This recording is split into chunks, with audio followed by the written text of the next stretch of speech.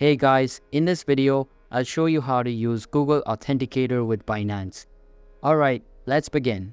First of all, open the Binance app on your mobile device and make sure it is updated to the latest version available. After that, sign into your account and you will be redirected to the home page. Here, tap on the Binance icon at top left corner and this menu will open up. Inside it, a bunch of options will be displayed. Simply tap on the profile banner at the top and this page will load up. Now, access the security section and all of the available security methods will appear.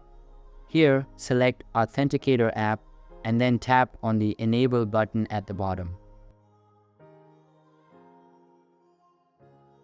After that, copy the 16-digit code by tapping on this copy embed and then open the Google Authenticator app.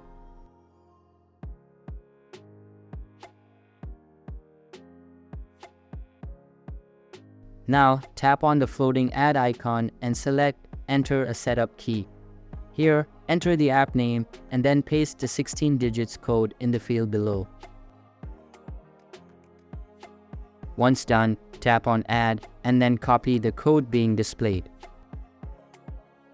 Now, open Binance application again, tap on Next, and then paste the code we just copied. After entering it, tap on Submit, and that's it.